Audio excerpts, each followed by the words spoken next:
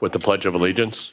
I pledge allegiance to the flag of the United States of America and to the republic for which it stands, one nation under God, indivisible, with liberty and justice for all.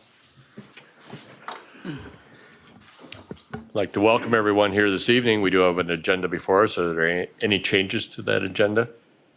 If not, we'll operate under that agenda. The first item then would be consider the approval of the minutes of the meetings that were held on August 26th. The council does have the minutes of those meetings. Are there any corrections? Move approval. I'll second. Motion by Craig, seconded by Amanda, to approve the minutes of those meetings as they have been presented. We'll move to a vote.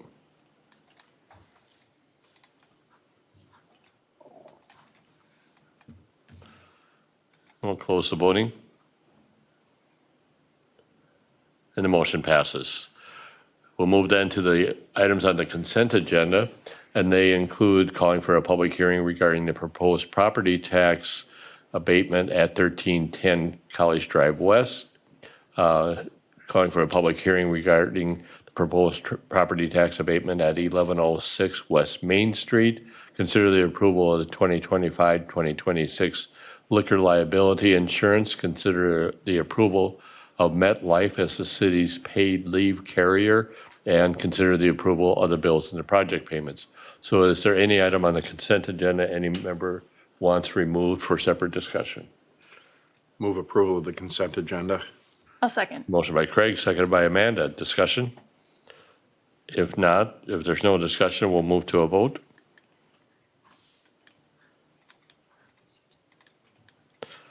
We'll close the voting. And the motion does pass. Agenda item number 7, consider the adoption of the ordinance repealing and replacing the Division 86-6-2. This is signs and amending this section with the definitions about the signs. So with us tonight is Ilya Gutman to present this agenda item. Thank you, Mayor Council. So the current sign ordinance has been in place since 1976 and with very few changes. So basically it's outdated and doesn't meet current conditions, like, for example, digital signs are really not even mentioned there. So it was opinion of staff that we have to change it. The revised ordinance includes all sign-related definitions. We moved all the definitions from the current definition section, and to make all sign-related items in one place to make it easier for people to follow and understand. It changes the way the maximum size of the sign for properties considered and calculated, makes it much easier to follow and for people to understand. So before it was always kind of, my recommendation was, tell me what you want and I will check it. Now, hopefully people will be able to with much more ease to figure it out. So current ordinance is general, less restrictive than other cities of similar size, I mean in general. And also it's simpler and, as I said, easier to follow. There is now all the summary of that is in a table, and the table will be part of the ordinance. So again, it will make it much easier for people to understand how the whole thing works and what to do and what's permitted and what's not. In addition, since these are signs, they convey messages, and it means that we have to follow the First Amendment and the Supreme Court rulings. And this ordinance was reviewed extensively by the city attorney to make sure that we are in compliance with all those things.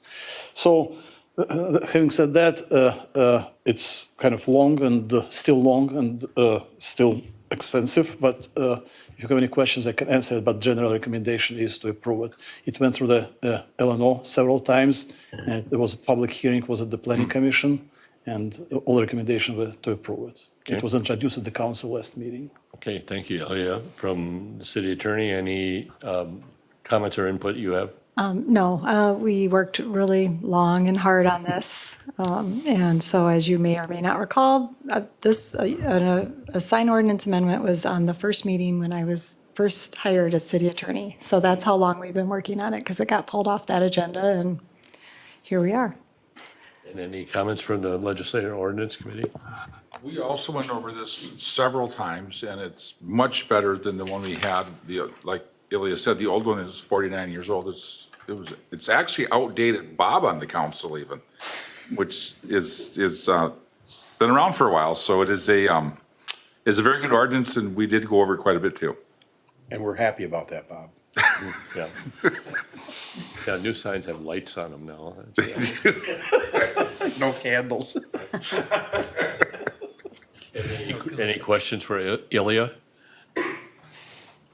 If not, is there a motion to, I'll make a motion. motion. I'll second that. by Amanda, seconded by Jim? Discussion? If not, we'll move to a vote. I'll close the voting.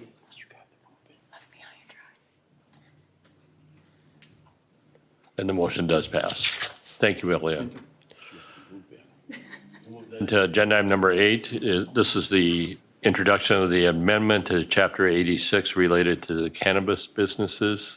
Pam, do you have this one? Yes, thank you, Mr. Mayor, Council. So I know that Stephen had some things he wanted to also cover on this one, but there was some desire to have additional buffer placed for, is that this one? Yes. Yeah, the additional buffer placed from the aquatic center as it goes up because of the number of youth that's going to be present and the increased activity, more traffic, and a lot of different considerations with respect to the location for the aquatic center and retail cannabis business. So this, as you may or may not recall, the state law allows these types of buffers with respect to areas that are attractions to youth. And so that's what we put into place. It did go through LNO, and it was decided that the buffer would be 200 feet. The statute says within 500. So just like our other ordinance with respect to schools where it says within 1,000, and we have a 500-foot buffer for that. So it is along those same lines. Okay, Stephen, anything you want to add? Thank you, Mr. Mayor. Yes, I did just want to add that there is a table that has quite a variety of size cities, goes all the way from Cottonwood all the way up to Edina. And if you look at the buffers in general, most cities adopted the statutory numbers, the 1,000 feet from schools and then the 500 feet from parks. So Marshall is one of the more unique cities where we have been less restrictive for cannabis, the distance. Okay. Comments from the Legislative Ordinance Committee? We had a lot of discussion over this, and I think part of the reason we didn't address the park thing is we don't have a lot of businesses by our parks. And then correct me if I'm not wrong on this, Pam, but since there's children not at Memorial Park, that park is exempt from the buffer zone, correct? You had mentioned something like that at our meeting. No, I don't recall that. I mean, if it's considered a park's considered an attraction to be used. Okay, but I know that one of the people trying to get a license is right by that park. I think the difference with Memorial Park is that there's not Playground. facilities there that attract kids. Yeah, but just as a reminder, we don't have any buffers for any of our parks. Correct. So, Yeah, yeah, so that, correct. Applies But that's across what, as you look up there, that's partly why we didn't address the parks, because they're not. And we addressed it, the concern at the pool was the businesses along East College Drive. So we addressed those businesses, leaving the opportunity for other businesses to bring them into town. And it was a very good discussion. There's a lot of compromise that came into this out of L&O alone. Because it came out unanimously, but there's compromise amongst the 3 board members out of L&O. They come up with this unanimous decision to present forward to council.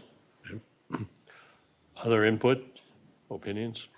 Mr. Mayor, Council, I'll also add just, there is one minor additional revision to include lower potency hemp edible wholesalers as far as where the location of those in a certain zoning district to align with the rest of our zoning. That's just a new license that the OCM came up with last session.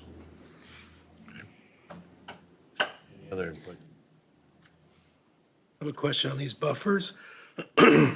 Because we're in Lyon County, do we have to follow their No. numbers? No, with respect to county and city overlay, the city has jurisdiction over the city. And then if the city hadn't had any regulations or was subject to county zoning, then county zoning would kick in. Any other input or questions? If not, Approval. I'll second. motion by Craig, seconded by Jim. Discussion? If not, we'll move to a vote.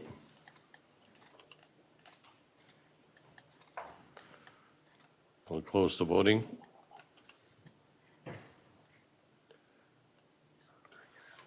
And the motion does pass. We'll move then to agenda item number 9, consider the resolution approving the airport maintenance and operations grant agreement with the Minnesota Department of Transportation.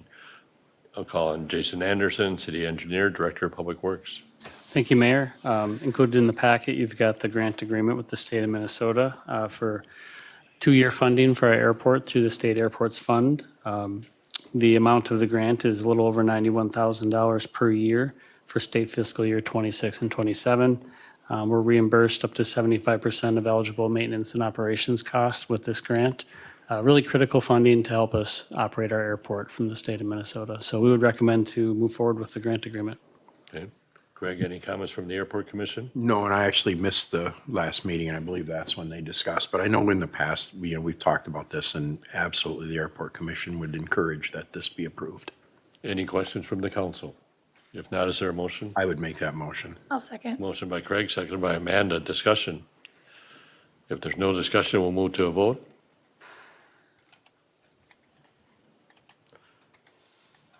We'll close the voting.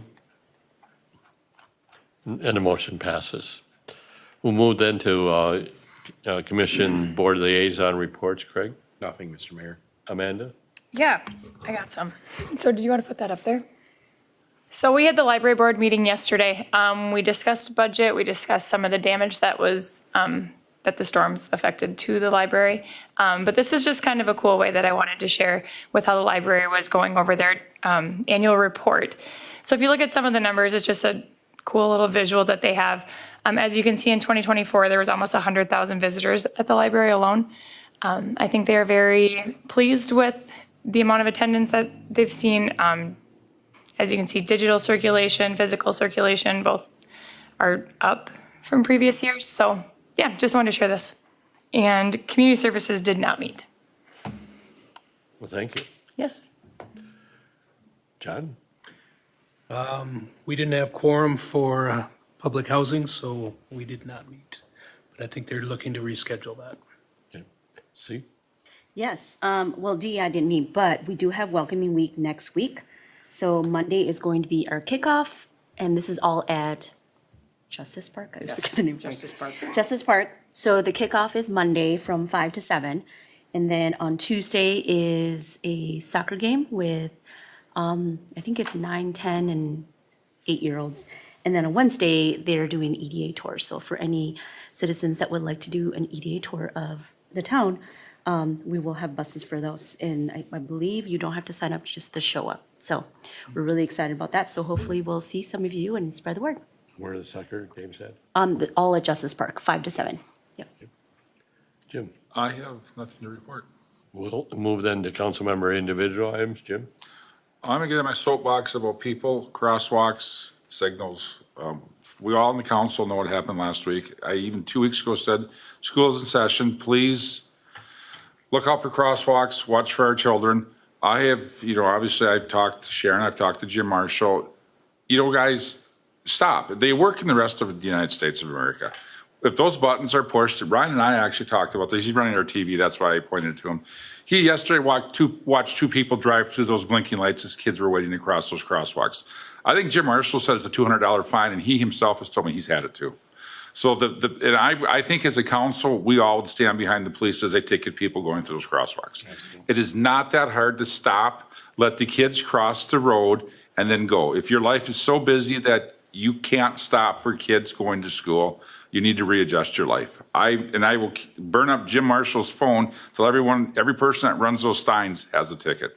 It is ridiculous that we cannot let our kids get to school safely. I'm off my soapbox now. Thank you. See?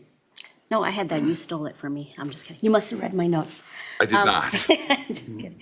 No, I just want to add to that, just continuing, I know you have mentioned it multiple times about making sure that you leash your dogs. Because just because your dog is well-behaved doesn't mean that it's going to be when another dog comes by. Because I've walked and there's been other dogs that have come towards my dog. And also too, when you're letting your dog loose, you don't know where your dog is going to the bathroom and you're not picking that up. And I hate when there's, dog poop everywhere because it makes our city very unclean. So please leash your dog, even if you have the best well-behaved dog. And John? Nothing. Craig? I appreciate not the one that had to bring up dog poop today. Thank you for that. So I don't get on my soul. The only thing I want to say is that Thursday morning, I believe it's 10 to 10:30 at Memorial Park is the memorial again, paying tribute and respect to the victims of 9/11, which to me, it's both the victims and then all the people we've lost since then, both our soldiers, active duty military, and then also I think we've lost more firefighters now from 9/11 long than we did actually 9/11. So just a nice day for us to reflect on what we have here. And so, again, Memorial Park, 10 o'clock on Thursday, just a short service. That's all I have. I don't have anything. And thank you, Craig, for bringing up the Memorial Park, Thursday, 10 o'clock. Also on Thursday, we will have the ribbon cutting for the Ponds Disc Golf Course. That's at 4:15 in the afternoon. That's at Independence Park. With that, we'll move then to staff report. Sharon? Yeah, I'll just be brief. The mayor and I did attend the kickoff to the MMUA Rodeo, which is a line worker training practice for skills and abilities. And there's about 60 line workers from outside of Marshall that'll be in our community for the next 2 days. So we kind of forget about that facility and their commitment to our city. So it's good to see that. And I know the new general manager has started, and he will be coming to a future meeting just to formally introduce himself to the council as well. I'll maybe add one other thing. Staff been working on a couple items related to the legislature, actually, prepping for 2026. One is the ban shell grant, which from 2025 legislative session, we are named in legislation, but it meant going through a grant process. So that's going to be submitted this week, which is a preliminary draft. And then the final one is in October. I'm a little worried about the competitive nature of that and what that means for funding levels. We'll have to work through that as we know more. And then early next week, staff and the mayor are going to meet with Marty Seifert to talk about what are some future potential legislative or bonding projects that we could pursue. There's a lot of requests each year. In 2025, very, very few cities receive bonding. So it's very challenging, and we'll have to have those discussions on what that looks like for 2026. So just wanted to comment on those items. Thank you, Mr. Any Mayor. questions for Sharon? Jason? I'd like to thank everyone for their patience with the road construction projects going on. The chip seal project is now completed. That was done yesterday. Little confusion with when they were coming. They were originally coming last week and then moved their calendar. So again, thanks for your patience. Concrete work should be completed or completed soon on Minnesota Hill Charles. They'll ready the landscape for paving. There'll be a little bit of soils and seeding work that remains, and then paving, and they're done. College Drive project's moving along. Paving in Phase 3 from Greeley down to the roundabout area. That's been going on and will continue. Got quite a bit of work to do in that area, but it's all prepared for paving now. Utility work should start in the Phase 4 area from Forest Street out to the bridge out by the ball field, probably the next 2 to 3 weeks, I would think. But Schedules change a little, so we'll see how that goes. And lastly, the C Street Southview Trail, we expect to start maybe as early as next week. So we'll look for that as well, and we're talking with the school district to make sure they're aware of what's going on and trying to coordinate with them. That's all I've got. Very good. Any question for Jason? Path looks good out by the channel. The bike path off of County 7, it looks pretty nice. Yeah. Pam? Nothing other than I will be doing an open meeting law presentation for MMU on the 17th, if anybody is interested in more open meeting law training. Very good. Good. Is that during the day or during the evening? It's I believe it's in the afternoon, and I'll be joining remotely and doing that remotely. So there will be, I'm sure, Is that on a Wednesday? it is, the 17th is a Wednesday at 4 o'clock. That's their normal meeting. Oh, good, I'll be at that one. 'Cause I'm the liaison, never mind. We'll move then to the remaining items on the agenda this evening. They include the minutes from the July meeting of Public Housing Commission, our listing of building permits, our administrative brief for the council's review, as well as our listing of upcoming meetings. Is there anything else to come forward at this meeting this evening?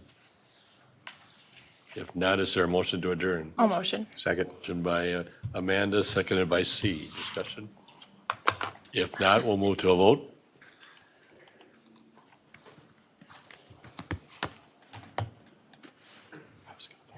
The voting. And the motion does pass. We are adjourned.